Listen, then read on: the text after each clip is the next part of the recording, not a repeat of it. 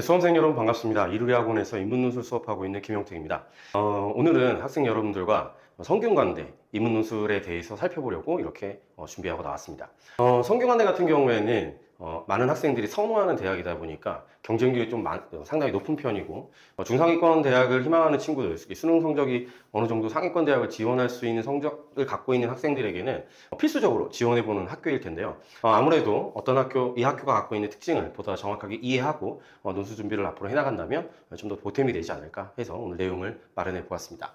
가볍게 성균관대 이제 학교 모습을 담은 사진 간단하게 넣어드렸는데요. 성균관대는 전통적으로 아시는 분들 아시겠지도 모르겠지만 상당히 학교가 언덕에 있습니다. 마을버스를 타고 저도 이제 가본 적이 있는데 상당히 가파른 언덕을 올라가는 학교의 모습이었던 걸로 기억을 합니다. 그래서 학교의 아름다운 모습 이제 두 가지 사진 정도 가져와 봤는데 구체적으로 학교가 어떤 특징을 갖고 있는지 보도록 하겠습니다. 우선은 성균관대 같은 경우에는 논술을 상당히 많이 선발하는 학교로 이제 유명했었는데, 여전히 이제 논술이 많이 줄긴 했지만 여전히 높은 비율의 거의 10% 가까운 이제 인원을 학생을 선발하고 있습니다. 그래서 2025학년도 같은 경우에는 9.8%의 비중을 갖고 있었지만 올해는 조금 줄어서 9.3%의 비중을 보이고 있습니다. 학생들이 주는 것과 아무래도 이제 다른 영역들에 조금 더 이제 학생들이 이제 옮겨가는 부분들을 고려했을 때 상대적으로 낮은 비율이지만 여전히 높은 많은 학생들을 400명 가까운 학생들을 선발하고 있다는 점에서 성균관대 논술 지원의 어떤 이제 폭이 여러분들에게 주어진 기회다라고 볼 수 있겠습니다. 가장 중요한 변화 같은 경우에는 올해 성균관대 같은 경우에는 논술 우수 전형에서 언어형과 수리형을 구분하고 있다는 점이 가장 특징이라고 볼 수 있겠습니다. 이 말은 뭐냐면 기존에 이제 문과 친구들은 언어 논술을, 이과 친구들은 수리 논술을 이제 통해서 학생을 선발했었는데요. 올해부터는 인문계열 안에도 인문계열과 사회과학 계열 안에도 언어형도 있지만 수리형으로 학생을 선발하겠다라는 의도가 들어와 있습니다. 보시면 인문과학 계열은 없지만 사회과학 계열과 그리고 그다음에 경영, 글로벌 리더 이쪽에서는 수리형의 논술 문제로도 학생을 선발하고 있다는 점을 확인할 수 있습니다. 아무래도 이제 수리적 사고가 필요하다라고 하는 부분들이 요구되어지는 학과들에서는 이제 수리 논술을 통해서 학생을 선발해 보는 것도 필요하지 않겠느냐, 통합교과로 나아가고 있다는 점에서 필요하지 않겠느냐라는 논리로 다른 학교들에 비해서는 볼 수 없는 특징이라고 할 수 있겠습니다. 그래서 수리 논술을 이제 어느 정도 할 수 있는, 하지만 이제 이과 계열에서 이제 상위권 대학을 지원하기 좀 힘들다라고 했던 친구들이나, 아니면 수학이 특징인데 나는 이과를 선택했는데 이제 적성을 따져보니까 문과 쪽이 좀 더 맞겠더라, 경영 쪽이 좀 더 관심이 있다라고 하는 친구들이 선택해 볼 수 있는 폭이 열렸다라고 할 수 있겠습니다. 그래서 수학에 자신 있는 친구들에게 좀 더 선택의 폭을 넓혀주지 않았나 이렇게 판단이 됩니다. 아무래도 올해는 이쪽 부분에서 변수가 되지 않을까 생각하고 있습니다. 일단 이제 상위권 대학에서 학생들에게 수능 최저가 요구되는데, 일단 성균관대 같은 경우에는 수능 최저를 맞추는 거에 있어서 수능 필수 응시 영역이 존재하는 학교입니다. 이게 간혹 가다 보면은 학교에서 두 과목만 최저를 요구한다, 혹은 한 과목만 최저를 요구한다, 이런 학교들 중에 나는 선생님 그래서 몇 과목만 수능을 볼게요 라고 판단하는 친구들이 가끔 나타나거든요. 성균관대 같은 경우 이렇게 수능 필수 응시 영역이 존재한다라는 점, 이걸 꼭 기억해 주시고, 제가 생각했을 때는 나는 몇 개만 볼 거니까 몇 개만 응시해야지 이렇게 하지 마시고, 기본적으로 모든 과목을 다 응시하시고 시험을 봐두시는 게 선택의 폭에 있어서 문제가 생기지 않는다는 점 유의해 주시고, 이런 부분 확인할 수 있어서 제가 가지고 와봤습니다. 수능 최저 조건 한번 보겠습니다. 성균관대 같은 경우에는 학과별로 수능 최저 조건이 다른 경우들이 있습니다. 아무래도 지금 보시면 글로벌 융합학부, 인문과학 계열, 사회과학 계열, 경영학과 이쪽은 3학 6을 요구하고 있습니다. 하지만 성균관대는 글로벌 전형을 상당히 친구들이 글로벌 쪽을 이제 선호하는 경향이 있는데, 글로벌 리더, 글로벌 경제, 글로벌 경영 이쪽에서는 3학 5, 그래서 한 등급을 더 많이 요구하고 있다는 점을 확인할 수 있습니다. 그리고 성균관대 같은 경우에는 엄청 특징인 게 하나 있어요. 여기 보시면 5개 영역 중 3개 등급합입니다. 이 말은 무슨 말이냐면 다른 학교들이랑 좀 다르거든요. 탐, 두 과목을 다 반영할 수 있다는 점. 다른 학교 같은 경우에는 탐구 영역에서 한 과목만 수능 최저에 사용할 수가 있는데, 성균관대 같은 경우에는 두 과목을 사용할 수 있습니다. 다시 말하면 탐구 영역에서 장점을 갖고 있는 친구들이라면 제가 생각했을 때는 성균관대 논술을 적극적으로 고민해보는 것이 도움이 될 수 있겠다. 다른 학교에는 없는 특이한 유형이라고 할 수 있겠습니다. 그래서 탐, 영 이렇게도 맞출 수 있는 거기 때문에 학생 여러분들이 좀 적극적으로 고민해 볼 수 있는 대학이지 않나 싶습니다.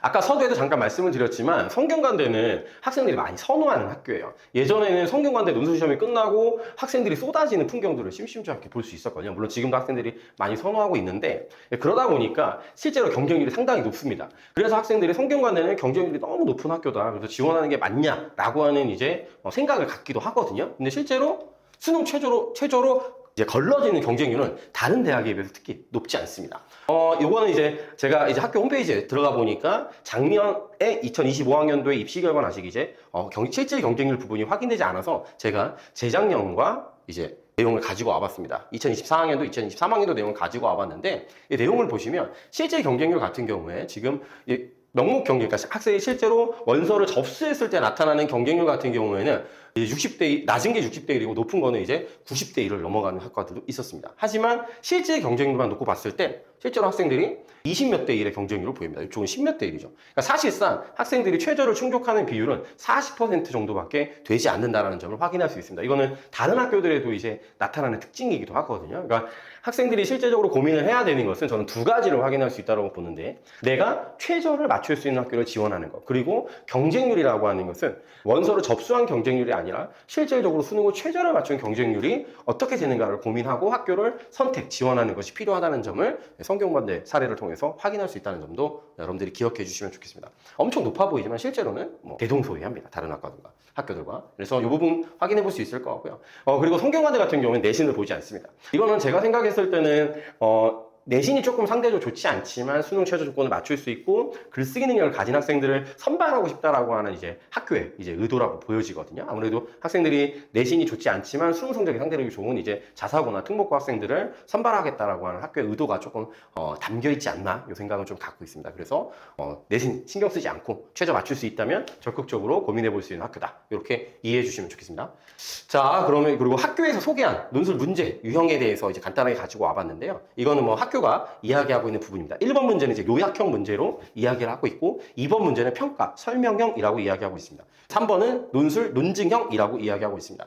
1번 같은 경우에는 대표적으로 분류가 나오는데 이따가 이제 구체적인 논제들을 살펴보겠지만 학교는 제시문들을 주고 핵심 내용을 추격적으로 서술한다. 그래서 분류해서 근거로 제시되는 요약을 통해서 학생들이 제시문에 대한 이해를 이제 보겠다. 이런 의도로 보여지고요. 두 번째 이제 논제 2번에서는 성균관대에서 가장 대표적인 특징 자료 분석을 요구를 합니다. 그래서 자료 분석을 통해서 한쪽 혹은 양쪽 견해를 반박하거나 아니면 지지하는 글의 형식을 요구한다. 이렇게 해서 자료 분석 능력을 보고 앞에 논제 1에서 해결했던 입장과의 연결 이 부분을 판단하겠다. 이렇게 확인해 볼 수 있겠습니다. 세 번째 같은 경우에는 3번 문제 같은 경우는 상당히 다양한 패턴의 문제들이 출제되거든요. 어떤 대안을 제시하는 유형도 나오고 긍정, 부정 견해를 나오는 것도 나오고 자신의 견해를 선택하고 옹호하는 것까지 다양하게 물어보고 있습니다. 그래서 그걸 포괄적으로 논술, 논증형 이렇게 표현하고 있는 것 같습니다. 그래서 대략적으로 논술 문제 유형에 대해서 학교는 이렇게 소개하고 있다. 이 부분을 확인해 보실 수 있겠습니다. 그럼 이제 구체적으로 문제를 이제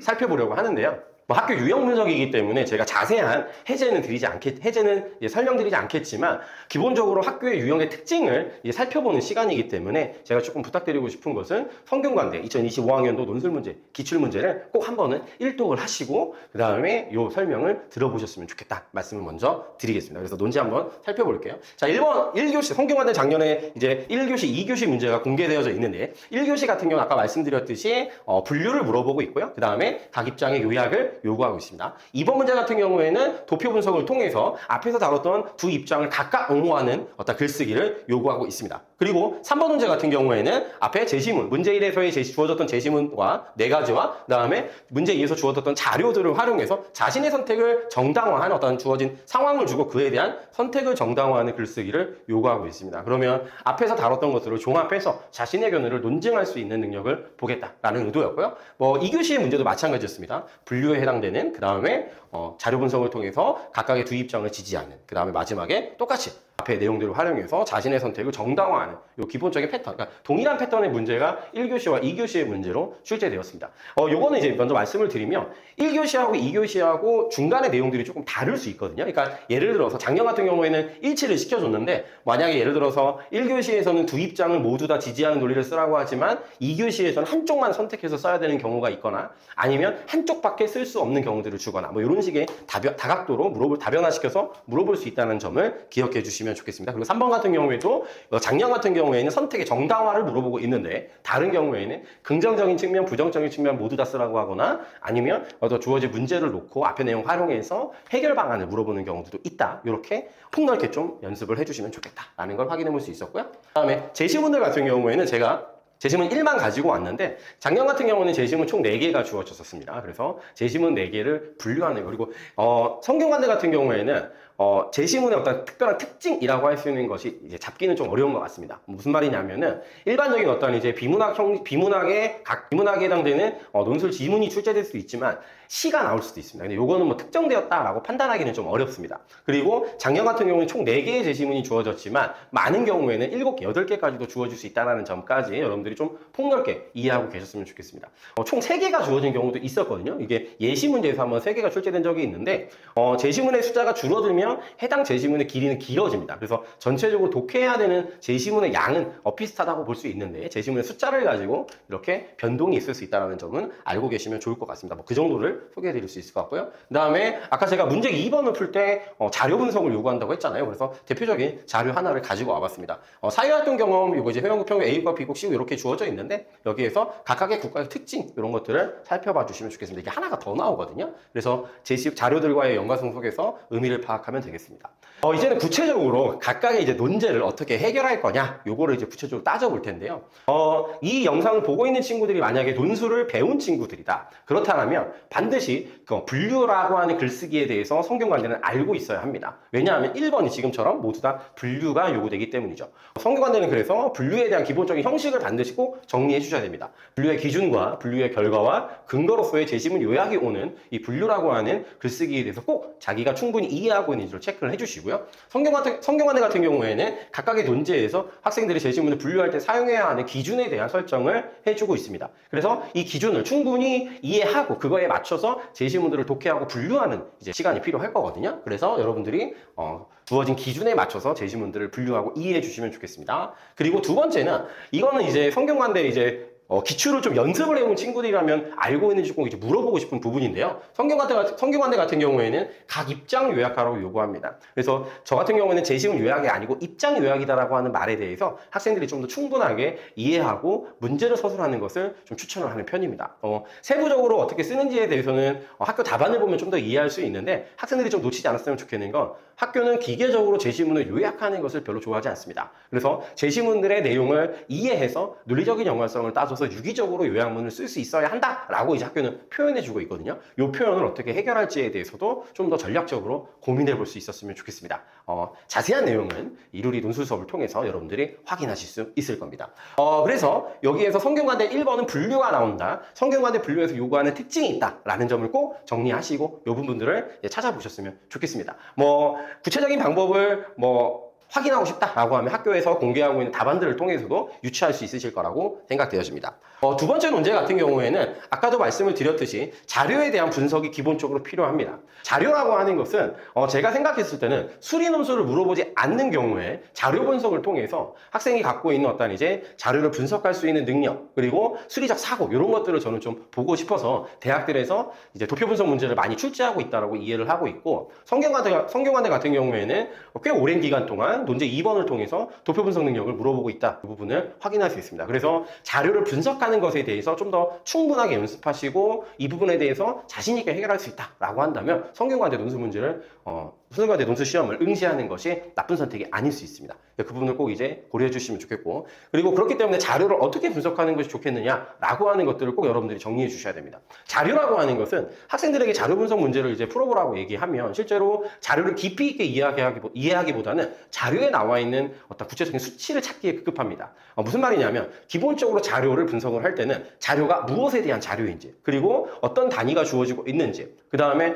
도표에 딸려있는 설명은 어떤 내용들이 주어져 있는지 그리고 주어진 변수들이 갖는 의미가 무엇인지 그리고 변수들 사이의 관계가 무엇인지 이런 것들을 충분히 이해한 다음에 자료에 주어진 수치들을 이제 보고 경향성을 추론해내는 것이 필요합니다. 근데 학생들이 이러한 과정들이 먼저 선행되지 않고 숫자만 보고 이제 이건 무슨 말이다. 요 숫자는 이게 특이하네. 이런 식으로만 자료를 분석하기 때문에 자료가 담고자 하는 의미를 우리에게 알려주고자 하는 의미를 정확하게 캐치하지 못하는 경우들이 발생합니다. 그래서 여러분들이 자료 분석을 충분히 하고 있는가 이 부분을 꼭 살펴봐 주셨으면 좋겠고요. 아까도 말씀드렸듯이 두 입장을 각각 옹호할 것을 요구하고 있습니다. 이 말은 무슨 말이냐면 문제 1에서 잘못된 입장의 설정이나 잘못된 분류가 이루어진다라고 하면 문제 2는 보지 않고도 틀린다라는 점입니다. 그래서 꼭 1번을 해결하고 그 다음에 2번을 해결하려고 하지 마시고 한 번 해결하는 연습을 하셔야 됩니다. 그러니까 1번 쓰고 2번 쓰고 3번 쓰고 그러니까 1번만 생각하고 1번 쓰고 그 다음에 2번만 생각하고 2번을 쓰는 친구들이 있거든요. 그러시면 안 됩니다. 1번 문제에 대한 대략적인 개요를 잡았다면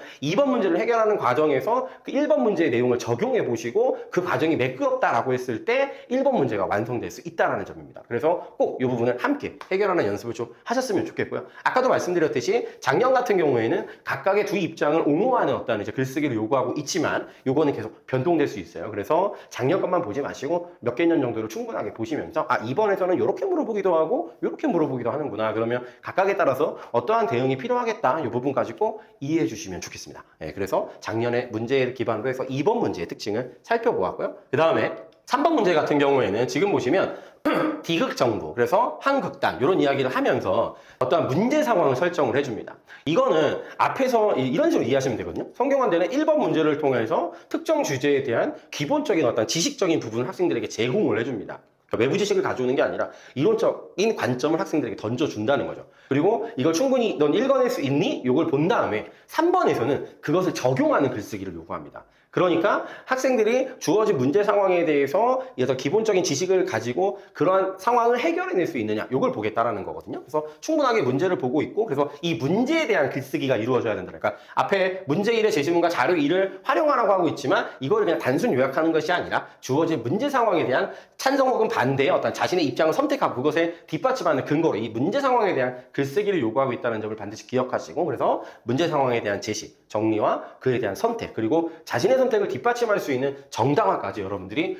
고민해 주시면 좋겠습니다. 이때 이 정당화라고 하는 말을 잘 이해하셔야 돼요. 무슨 말이냐면 나는 이게 맞다고 생각해. 왜 맞다고 생각해? 이것만 보여주지 마시고 반대 입장은 이런 얘기를 하는데 그건 잘못됐어. 이렇게 비판하는 것까지 재반박하는 것까지 반론과 재반박까지 가능하다는 점을 꼭 기억해 주시면 좋겠어요. 2교시 문제 똑같이 나왔었거든요. 그래서 같은 패턴의 문제가 나왔다는 걸 확인해 볼 수 있고요. 그래서 기본적으로 주어진 문제 상황과 그에 대해서 적용하는 글쓰기 연습이 필요하다. 이 부분을 꼭 기억을 해주시고 그 다음에 아까 앞쪽에서도 말씀을 드렸듯이 이렇게 자신의 선택을 정당화하는 논제만 나오는 것이 아니라 어떤 문제 상황을 주고 앞의 내용을 적용해서 긍정적인 측면, 부정적인 측면 이런 세팅이 나오거나 아니면 어떤 문제 상황을 주고 그에 대한 해결 방법을 물어보기도 한다는 점. 그래서 몇 개년의 문제를 충분하게 보시면서 비교하셔서 성균관대 문제를 해결해 보실 수 있으면 좋겠습니다. 그래서 작년 기출만 가지고 확인할 수 없는 부분까지 전체적으로 설명을 드렸고요. 제가 한 가지 앞에서 말씀을 안 드리고 넘어온 게 있습니다. 성균관대는 분량이 없습니다.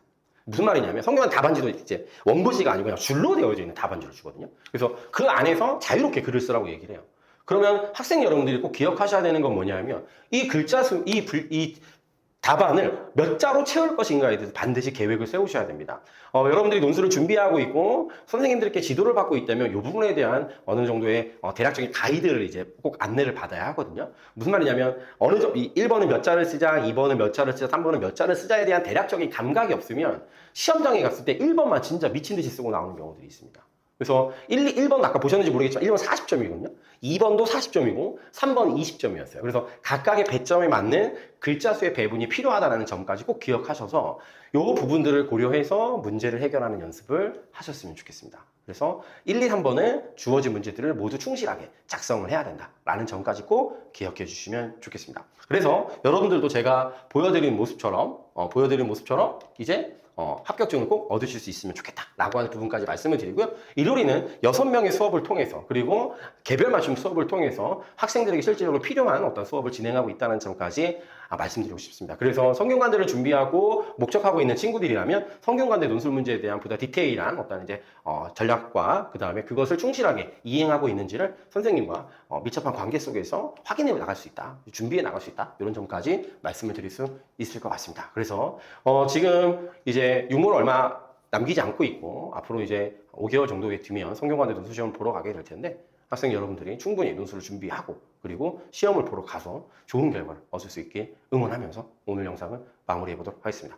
감사합니다.